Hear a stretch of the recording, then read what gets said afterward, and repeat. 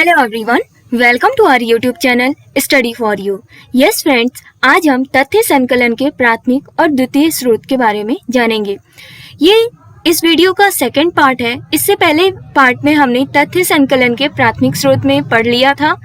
आज इस वीडियो में हम तथ्य संकलन के द्वितीय स्रोत के बारे में पढ़ेंगे, primary and secondary source of data collection.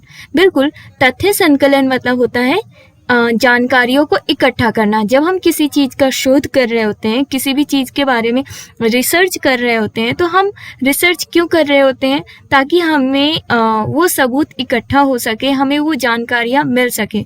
तो उन जानकारियों को इकट्ठा करने के दो तरीके होते हैं, प्राथमिक स्रोत और द्वितीय स्रोत। तो प्राथमिक स्रोत हमने पढ़ लिया था। आज इस वीडियो में हम द्वितीय स्रोत के बारे में जानेंगे।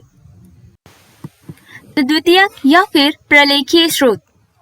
देखिए फ्रेंड्स, जो प्राथमिक स्रोत था वो हमने देखा कि वो फर्स्ट हैंड इंफॉर्मेशन होता है, मतलब पहले हाथ में जो हमारी जानकारी इकट्ठा होती है वो प्राथमिक स्रोत में आता है। और द्वितीय स्रोत, जिसे हम सेकंड हैंड इंफॉर्मेशन बोल सकते हैं, ठीक है, जो दूसरे स्थान या अन्य व्यक्ति के हाथ में जानकारी आती है।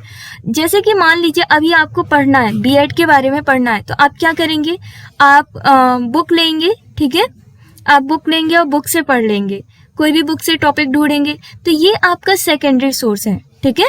क्या है ये? सेकेंडरी या फिर द्वितीय स्रोत है, क्योंकि आपको वो पुस्तक में लिखा लिखाया पहले से ही मिला हुआ है, सब कुछ पहले से ही है।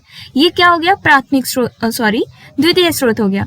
और प्राथमिक स्रोत क्या होगा? यहाँ पे जो पुस्तक छापता है, पुस्तक जो लिखता है, जो प्रोफेसर्स होते हैं, पुस्तक लिखते हैं, उसके टॉपिक्स लिखते हैं, उन सब चीज़ों के बारे में वो एक्चुअल में अनुभव करते हैं, देखते हैं, रिसर्च करते हैं, तब उसके बारे में वो लिखते हैं। तो वो हमारा प्राइमरी सोर्स हो गया। और जो हमें बना बनाया मिल जाता है पुस्तकें, वो हमारा द्वितीय स्रोत कहलाता है।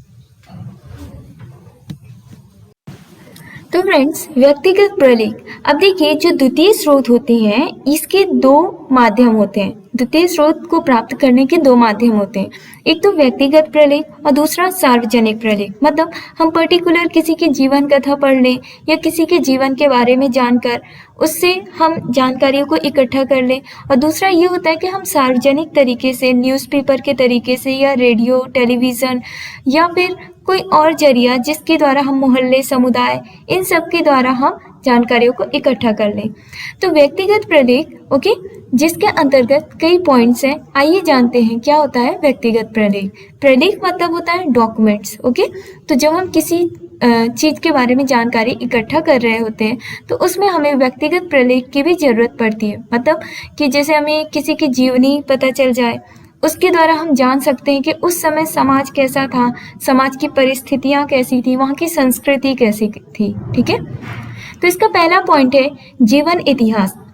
व्यक्तित्व परिस्थितियों का प्रतिफल होता है। महान व्यक्तियों को तो समाज के सदस्यों का क्षेत्र विशेष में प्रतिनिधि कहा जा सकता है। इन व्यक्तियों द्वारा लिखी गई आत्मकथा या फिर जीवन कथा सामाजिक अनुसंधान में तथ्यों के प्रमुख स्रोत हैं। उदाहरण के लिए महात्मा गांधी या फिर नेहरू जी की इनकी आत्मकथाएं, जिसके द्वारा हमें ये पता चलता है कि भारतीय स्वतंत्रता संग्राम कैसा था, क्या था उस समय, भारतीय दर्शन कैसे थे, संस्कृति, समस्याओं, इन सब चीज़ों के बारे में हमें पता चलता है। किसके द्वारा? जीवन इतिहास के द्वारा। अगला पॉइंट है डायरी। बिल्कुल फ्रेंड्स, जो डायरी है ये बहुत महत्वपूर्ण तथ्य है जो हमारे शोध में मदद करता है, राइट। अब जैसे कि हम मौर्य वंश के काल की ही कोई बातें ले लेते हैं। उनके समय में मेगास्थनीज आए थे, ओके। उन्होंने एक पुस्तक लिखी थी, इंडिका। इंडिका पुस्तक में उन्होंने काफ़ी कुछ एक्सप्लेन करके रखा था, जैसे वहाँ की उस समय की सामाजिक परिस्थितियों के बारे में बताया था, वहाँ के कानून के बारे में बताया था, वहाँ के वंश कैसे हैं, ठीक है, मौर्य वंश काल में कौन कौन से कानून चलते हैं, कैसे कार्य होता है, ये सारी चीज़ें हमें मेगास्थनीज की पुस्तक इंडिका के द्वारा पता चलता है। हमें उस समय की भारतीय समाज की परिस्थितियों के बारे में पता चलता है, काफ़ी कुछ जानकारियाँ मिलती हैं।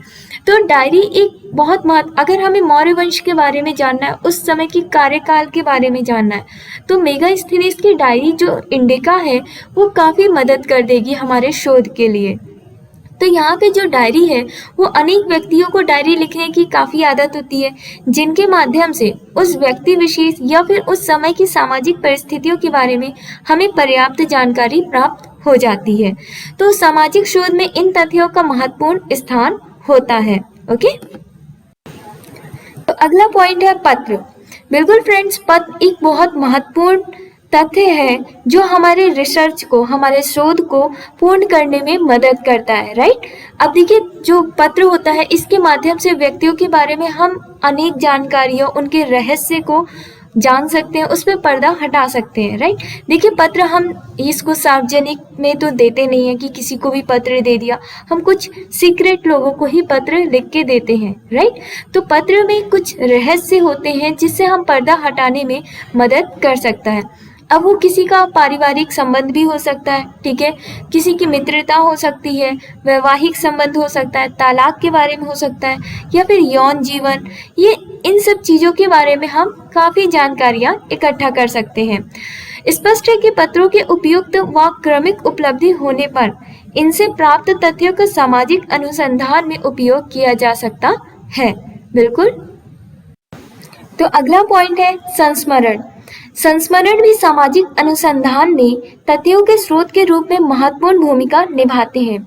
यात्रा संस्मरणों में आदि से ऐतिहासिक सामग्री प्राप्त की जा सकती है, जैसे कि मेगास्थनीज, इनकी पुस्तक इंडिका के द्वारा वेइनसांग, फयान, इब्न तूत आदि के वृतांत भारतीय इतिहास की अमूल्य निधि है। इन संस्मरणों को व्यक्तियों के व्यक्तिगत विचारों से बचाकर प्रयोग करने से सामाजिक शोध को बनाए रखा जा सकता है।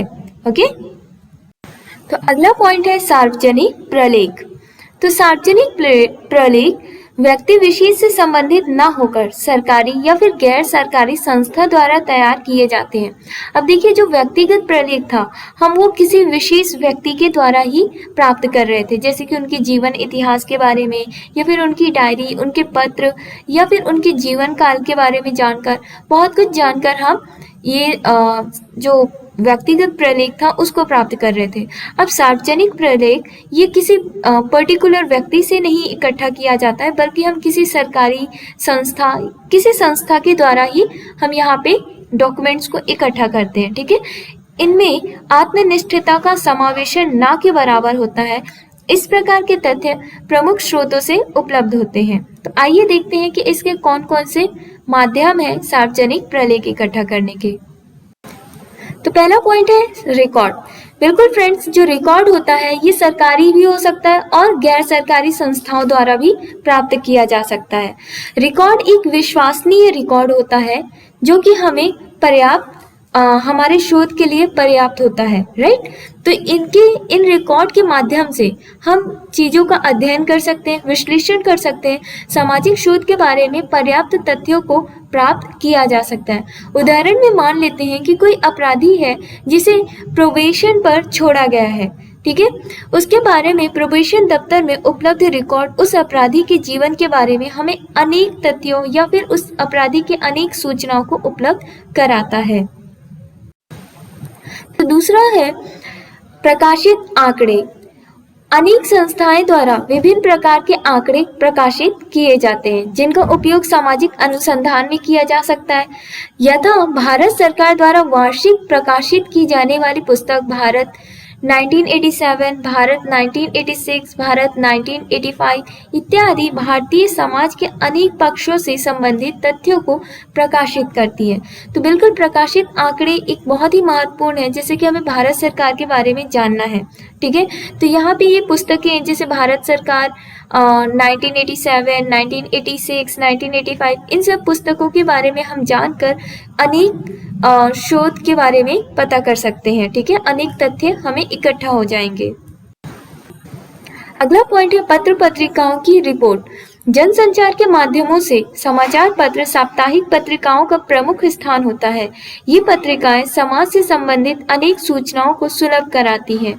इनमें सरकारी विचार, जनमत, विशिष्ट व्यक्तियों के लेख द्वारा प्राप्त विचार व तथ्य सामाजिक अनुसंधान के लिए महत्वपूर्ण साधन होते हैं। तो पत्र पत्रिकाएं की रिपोर्ट भी बहुत ही महत्वपूर्ण होती है, जो हमारे शोध के लिए बहुत ही इम्पोर्टेंट होती हैं। तो अगला है अन्य स्रोत। बिल्कुल, हमने देखा कि अपने शोध के लिए हमें बहुत सी चीज़ों की ज़रूरत पड़ती है, जैसे डायरी हो गई, ठीक है, इसके द्वारा हम अपने शोध को पूरा कर सकते हैं या मदद ले सकते हैं। पत्र हो गए, रिकॉर्ड हो गया, कोई अखबार हो गया, ठीक है, या फिर किसी भी समाज के बारे में जाकर हमें पता करना है, तो और भी बहुत सी चीज़ें हैं, जैसे कि किसी की पुस्तकें हो सकती हैं उसके द्वारा, क्योंकि जो पुस्तकें, कहानियाँ, उपन्यास, ये चित्र, वास्तुकलाएं, ये सब किसी न किसी सामाजिक परिस्थितियों की कहानियों को ही बताता है, ठीक है, जिसके आधार पर हम तथ्य को इकट्ठा कर सकते हैं। तो फ्रेंड्स, हमने देख लिया कि द्वितीय स्रोत कहाँ से इकट्ठा किए जा सकते हैं, उसके कौन कौन से माध्यम होते हैं जिसके द्वारा हम द्वितीय स्रोतों को जान सकते हैं, ठीक है। अब जानते हैं कि द्वितीय स्रोतों का उपयोग कैसे होता है। तो जो द्वितीय स्रोत होते हैं, इनके तथ्य मौलिक रूप से अनुसंधान के लिए संकलित नहीं किए गए होते हैं, ओके। अतः इनके प्रयोग के समय सामाजिक अनुसंधानकर्ता को विषय की प्रासंगिकता का विशेष ध्यान रखना चाहिए, वरना क्या होगा, कहने का मतलब कि जो तथ्य होते हैं, तथ्यों को विश्वसनीयता की परख कर लेनी चाहिए, मतलब उन्हें ये एक्सपीरियंस करना चाहिए, ये अनुभव करना चाहिए कि जो तथ्य वो इकट्ठा कर रहे हैं वो विश्वसनीय है कि नहीं है। ऐसा तो नहीं कि जो भी तथ्य लिखे गए या जो तथ्य उन्हें मिले हैं वो ऐसे एज्यूम करके कुछ भी लिख दिया गया है, तो ऐसा नहीं होना चाहिए। उन्हें विश्वसनीयता की परख करनी चाहिए। सरकारी संस्थाओं से प्राप्त आंकड़ों पर आंख मूंद कर विश्वास नहीं करना चाहिए।